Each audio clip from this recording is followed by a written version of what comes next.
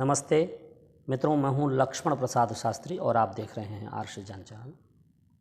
आज का मेरा विषय है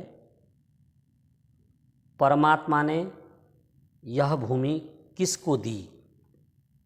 आज मैं इसी विषय पर अपने विचार रखूंगा। आशा करता हूं कि आप इस विषय को ध्यानपूर्वक सुनेंगे और इससे लाभान्वित होंगे। मित्रों, जब हम इस प्रश्न पर विचार करते हैं, यह विशाल भूमि परमात्मा ने किसको दी, और जब हम वेदों का स्वाध्याय करते हैं तो हमें पता चलता है कि परमात्मा ने सृष्टि की आदि में यह भूमि आर्यों को दी। अर्थात आर्य उन्हें कहते हैं जो श्रेष्ठ गुण, कर्म और स्वभाव को धारण करते हैं। निरुक्त में आर्य ईश्वर पुत्राः कहा गया है, अर्थात जो ईश्वर के पुत्र हैं वे आर्य हैं। और जहाँ पर आर्य रहते हैं उस देश का नाम आर्यावर्त है। मित्रों, इस देश का प्राचीन नाम आर्यावर्त है। आर्यावर्त की परिभाषा है आर्याणाम आवर्तः निवासः यत्र स आर्यावर्त, अर्थात जहाँ आर्यों का वास हो, निवास हो, उसे आर्यावर्त कहा जाता है। वेद भगवान ने कहा है अहम भूमि मददाम आर्यायाहम वृष्टिम दाशुषे मर्त्याय, अर्थात हे मनुष्यों, मैं यह भूमि आर्यों के लिए देता हूँ और इस भूमि की रक्षा करना आर्यों का कर्तव्य है। सृष्टि की आदि में दो ही जातियां थीं, एक आर्य और दूसरा दस्यु। ऋग्वेद का मंत्र है बीजानि ह्यार्यान एच दस्यवो बर्हिष्मते रंधया शासदव्रतान, अर्थात ये आर्य तो इस पर शासन कर और दस्यु को मार कर दूर भगा।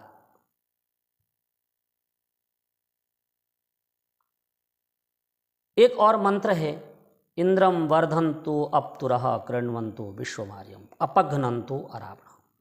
हे मनुष्य, तू अपने समस्त ऐश्वर्य को बढ़ाते हुए, गतिशील करते हुए संपूर्ण विश्व को आर्य बना, श्रेष्ठ बना। शत्रुओं को नष्ट कर, नहीं तो शत्रु ही तुझे नष्ट कर देंगे। मित्रों, हमने शत्रुओं को शत्रवार छोड़ा और इसकी कीमत आज आर्यावर्त भुगत रहा है। देश बांट दिया। जिन्होंने कहा था कि तुम हमारे शत्रु, हम तुम्हारे साथ रह नहीं सकते, और देश का एक भूभाग ले गए, हमने उन्हें भी रख लिया और आज परिणाम आपके सामने है। परमात्मा ने इस पृथ्वी को न तो ईसाइयों को दी, न मुसलमानों को, न बुद्धों को, न जैनियों को, न पारसियों को, न यहूदियों को, न कम्युनिस्टों को, और न ही तालिबानियों को। फिर इन सब ने कैसे इस भूमि को हमसे छीना? पूरे पृथ्वी पर आर्य राजाओं का शासन था। आज एक एक देश हमसे छीना गया। मित्रों, यह राज सत्ता हमसे कैसे छीनी गई, इस पर विचार करने की जरूरत है। आज जो आप अफगानिस्तान पर संकट देख रहे हैं, कभी अफगानिस्तान पर आर्य राजाओं का शासन हुआ करता था।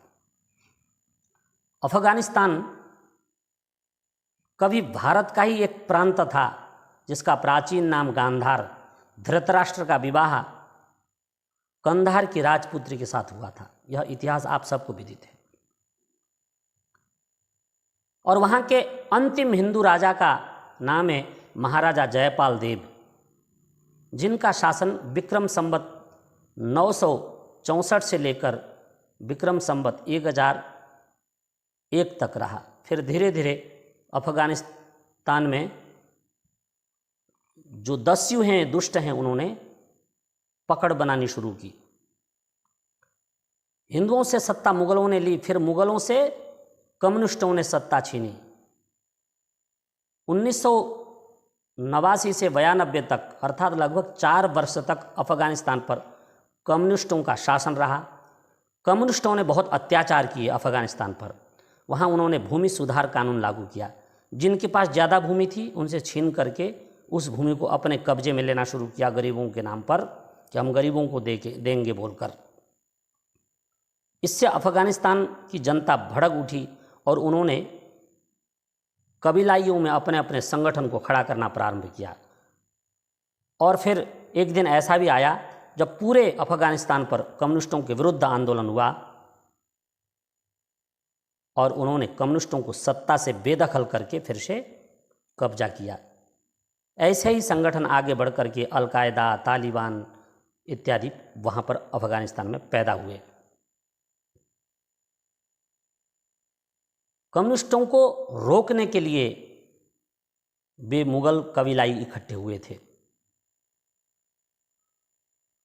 आज जो अफगानिस्तान पर तालिबानियों का कब्जा हुआ है, परमात्मा ने यह भूमि तालिबानियों को नहीं सौंपी थी। माँ बहनों के ऊपर अत्याचार किया जा रहा है, घरों में लूटपाट की जा रही है, वृद्धों को सड़क पर पीटा जा रहा है और निहत्थे लोगों पर क्रूर अत्याचार किया जा रहा है। जिन्होंने सरेंडर कर दिया उनके भी हाथ पांव बांध करके उन पर गोलियों की बौछार की जा रही है। मित्रों, हमें इन्हीं सब विषयों पर विचार करने की जरूरत है कि परमात्मा ने इस भूमि को ऐसे आतताइयों को, ऐसे आतंकवादियों को नहीं सौंपा था। परमात्मा ने यह भूमि सिर्फ मनुष्य को प्रदान किया था। और वेद में कहा है, मनुर्भव, तू न ईसाई बन, न मुसलमान बन, न तू हिंदू बन, न जैन बन, न बौद्ध बन, न सिख बन। दुनिया में तू कोई भी नया मत मजहब खड़ा मत कर, तू सिर्फ इंसान बन, मनुष्य बन। और मनुर्भव, तू मनुष्य बन। और आज हो क्या रहा है, मनुष्य कोई नहीं बनना चाहता। मनुष्य बनने के जो साधन थे उन्हें नष्ट किया जा रहा है और दस्यु बनाया जा रहा है, आतंकवादी। अफगानिस्तान का संकट सिर्फ अफगानी नागरिकों के लिए नहीं है, अपितु इसका दूरगामी दुष्परिणाम होगा।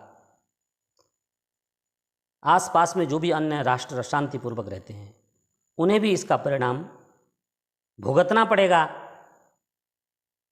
और इसकी आंच धीरे धीरे भारत तक भी आ सकती है। इसलिए आर्यों, मैं आपसे निवेदन करना चाहता हूं, आप अभी से ही ऐसे आतताइयों से मुकाबला करने के लिए तैयार हों, संगठित हों।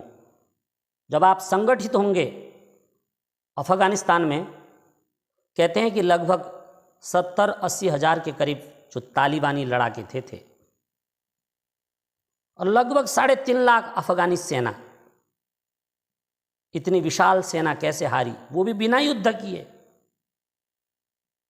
क्योंकि अफगानिस्तान की सेना के प्रति देशभक्ति नहीं थी।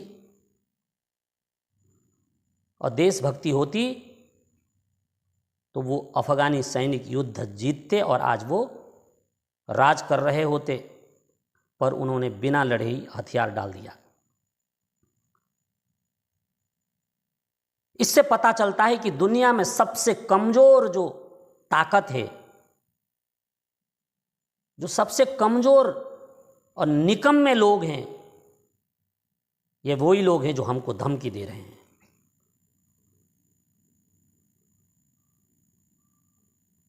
इन अफगानी सैनिकों के स्थान पर हमारे भारत के 10-20 हज़ार भी लड़ाके खड़े कर दिए जाते तो हिम्मत नहीं थी किसी की अफ़गानिस्तान पर आंख उठाकर देख सके। हमारे भारत के वीर सैनिकों में अपने देश के प्रति निष्ठा और समर्पण की भावना है, जिसके परिणाम स्वरूप आप देखते हैं आए दिन शहीद हो जाते हैं, लेकिन भारत भूमि पर आंच आने नहीं देते। मैं ऐसे देशभक्तों को, वीर शहीदों को सलाम करता हूँ। मित्रों, विषय बहुत लंबा हो जाएगा। मैं इतना ही आपसे निवेदन करना चाहता हूँ कि अफ़गानिस्तान की शांति के लिए हमने और आपने आवाज़ उठानी है। वहाँ मनुष्यों का वास हो, राक्षसों का पलायन हो, इसके लिए समस्त विश्व का ध्यान आकर्षित करना है, क्योंकि हम जिए मनुष्य के लिए और मरे तो मनुष्य के लिए। जो मनुष्य धर्म है वह बचना चाहिए, दूसरा धर्म बचे अथवा न बचे। इन्हीं शब्दों के साथ आपने मेरे विचार को ध्यानपूर्वक सुना, इसके लिए मैं आपका बहुत बहुत धन्यवाद करता हूँ। ओम शांति शांति शांति।